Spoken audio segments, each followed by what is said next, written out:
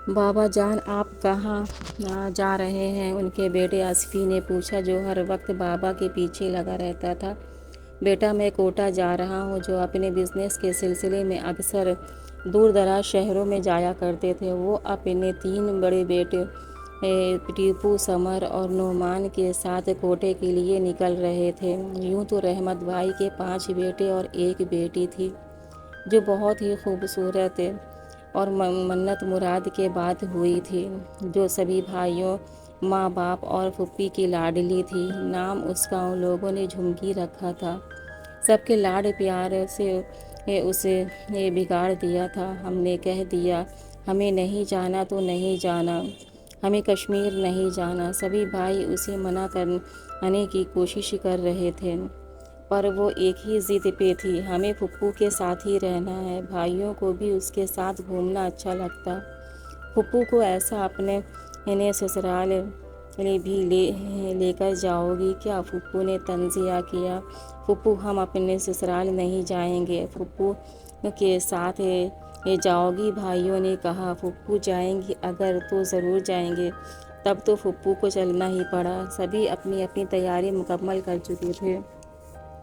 امی اور بابا انہیں ہدایت کر رہے تھے، جھمکی کا خیال رکھنا، میں کوئی چھوٹی بچی تھوڑی ہوں۔ وہ کچھ ناراض لہجے میں بولی۔ امی کو گلے لگا کر پیار کیا۔ امی ابو سے ودا لیتے ہوئے سبھی ایئرپورٹ کی طرف روانہ ہوئے۔ جھمکی سفید رنگ کے سلک کے سوٹ پہ جس پر شیشے کا کام تھا بے حد خوبصورت لگ رہی تھی۔ سبھی بھائی اس کے ساتھ باری باری سے فوٹو اور ویڈیو بنا رہے تھے۔ کچھ دیر یوں ہی سلسلہ چلتا رہا، پھر سبھی اپنی اپنی سیٹ لے لیے۔ وہ جو آنٹی سامنے والی سیٹ پہ بیٹھی ہوئی تھیں، کافی دیر سے اسے گھور رہی تھیں۔ چشمہ انہوں نے سر پر لگایا ہوا تھا۔ ان کے ساتھ ان کا بیٹا بھی تھا، جو اس وقت کسی کتاب کا مطالعہ کر رہا تھا۔ باتوں کے بیچ وقت کیسے گزر گیا پتہ ہی نہ چلا، اور ہم لوگ کشمیر پہنچ گئے۔ وہاں ہم لوگوں نے اپنا اپنا روم سیٹ کیا، جہاں 2 روم بھائیوں کے تھے اور 1 روم جھمکی اور پھوپھو کا تھا۔ جھمکی اور پھوپھو پہلے ہی دن یہاں کی شاپنگ کا پروگرام بنایا۔ اسے کشمیری کوٹ اور کشمیری زیور بہت پسند تھے۔ سمر بھائی کے ساتھ جب ہم لوگ شاپنگ کر کے آئے تو دیکھا اور سبھی لوگ کہیں گئے ہوئے تھے۔ ہم لوگوں نے قریب میں ہی کہیں جانے کا پروگرام بنا لیا۔ واہ کیا خوب منظر ہے! ہم نے پھوپھو سے کہا۔ پھوپھو بہت تھک گئی تھیں، وہ ایک جگہ بیٹھ گئیں۔ ہم گھومتے ہوئے کہاں نکل گئے پتہ ہی نہ چلا۔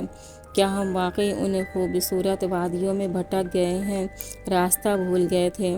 ہم وہیں کھڑے رونے والے تھے کہ اچانک سے ایک شخص میرے سامنے آ گیا، جو کسی فلم کا ہیرو لگ رہا تھا۔ ایکسکیوز می، کیا آپ کچھ تلاش کر رہی ہیں؟ تبھی میری جان میں جان آئی۔ جی، میری پھوپھو جو وہاں رک گئی تھیں دکھائی نہیں دے رہی ہیں، انہیں کو ڈھونڈ رہے ہیں۔ آپ روئیں نہیں، ہم آپ کو پہنچا دیں گے۔ اس نے یہ بات کہی تو میری جان میں جان آئی۔ چلیے میرے ساتھ، جی کہہ کر وہ ساتھ چلنے لگی۔ ویسے آپ کا نام کیا ہے؟ کیا میں پوچھ سکتا ہوں؟ جی جھمکی۔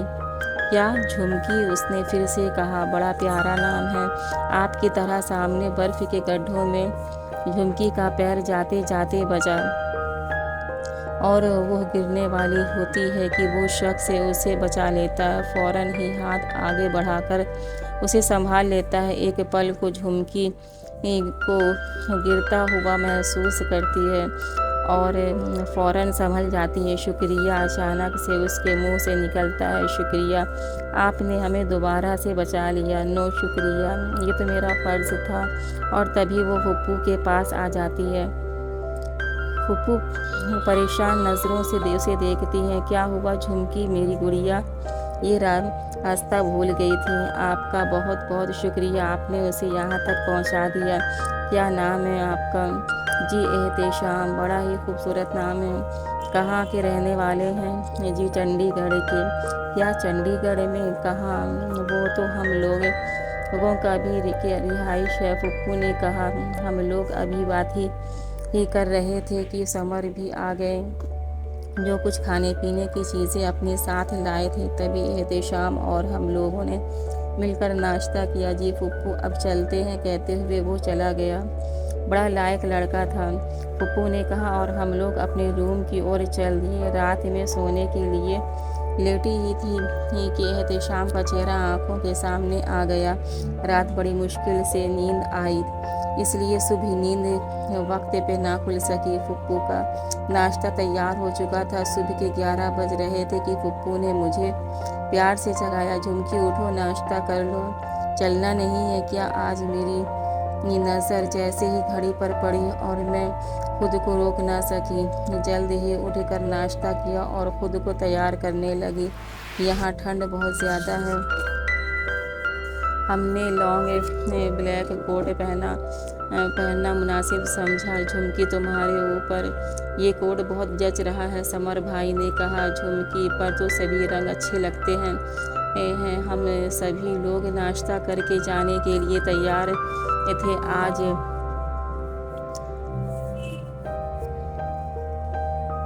شری نگر جائیں گے ہم لوگ، روز ایک نئی جگہ جاتے ہیں۔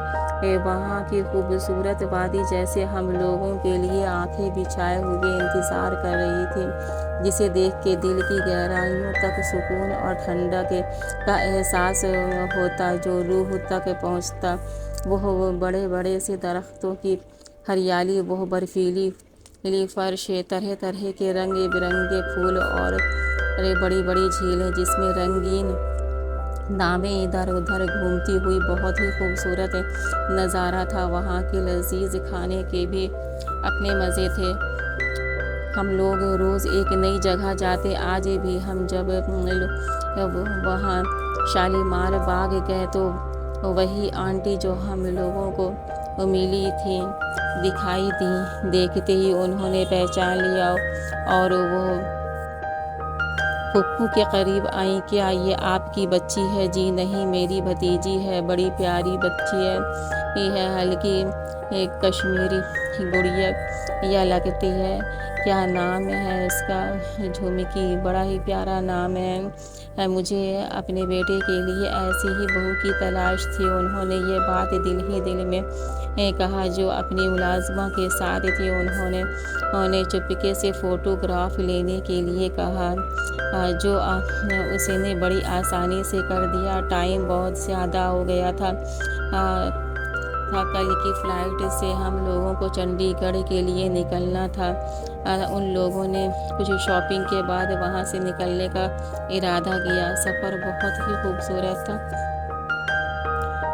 سبھی بھائی بہن اور پھپھو نے بہت انجوائے کیا اور آخر کار گھر آ گئے۔ گھر پہنچے تو امی، بابا اور بھائیوں یہ سبھی بہت خوش تھے۔ کھا پی کر اپنے اپنے بستر میں ہی لیٹے تھے کہ مجھے پھر وہی چہرہ یاد آ گیا۔ ابھی ایک ہفتہ بھی نہ گزرا تھا کہ بابا کے پاس ایک فون آیا۔ ہم نے اپنے بیٹے کے لیے رشتہ چاہیے بیٹا۔ ان کا ایک بڑا بزنس مین تھا، انہیں کے ٹھاٹھ باٹھ تھے۔ چنڈی گڑھ میں ان کی ایک بڑی حویلی تھی۔ آپ کی اجازت ہو تو ہم لوگ کل آ جائیں؟ جی ضرور آئیے، انہوں نے گھر میں بتا دیا تھا۔ سبھی مہمانوں کے استقبال کی تیاری کر رہے تھے کہ تبھی ایک بلیک رنگ کی بڑی سی کار گیٹ پر آ کر رکی اور اندر مہمان آئے۔ مہمانوں کو دیکھ کر سبھی سدھ بدھ ہو گئے۔ یہ تو وہی آنٹی ہے جو ہم لوگوں کو پلین میں ملی تھی، اور وہی لڑکا تھا جو ہر وقت ان کی آنکھوں میں سائے کی طرح گھومتا رہتا ہے۔ پھپھو تو انہیں خوب پہچانتی تھی۔ انہوں نے باتوں کا سلسلہ شروع کر دیا۔ جھمکی ہمیں دل و جان سے عزیز ہے، ہم اسے اپنی بیٹی کی طرح پیار کریں گے۔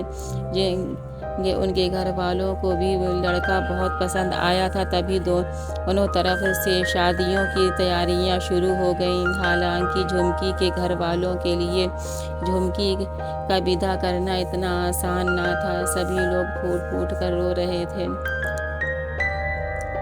جھمکی اپنے سسرال چلی گئی تھی، جہاں ہاں زور شور سے اس کا استقبال کیا جا رہا تھا دولہے راجہ تو ان کا جانے کب سے انتظار کر رہے تھے۔ مجھے اب اپنا دیدار کرا دو، یہ خوبصورت چہرہ اب تو دکھا دو۔ صبح سے شام یوں ہی چلا جاتا، اب تو تمہارے بن رہا نہیں جاتا۔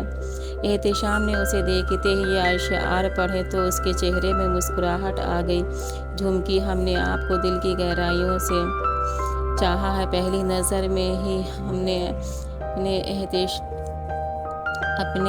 آپ نے جادو کر دیا تھا کہ بار بار دیکھنے کو دل کرتا تھا۔ وہ اپنے موبائل سے اس کی فوٹو نکال کر دکھاتا ہے، تم اگر مجھے نہ ملتی تو پتہ نہیں میں کیا کرتا۔ یہ محبت ایک طرفہ کیسے ہو سکتی ہے؟ کیا تمہیں میرا خیال نہیں آیا تھا؟ وہ جو اس کے گود میں سر رکھا اس کی آنکھوں میں دیکھ کر پوچھ رہا تھا، اس نے بھی ہاں میں سر ہلا دیا۔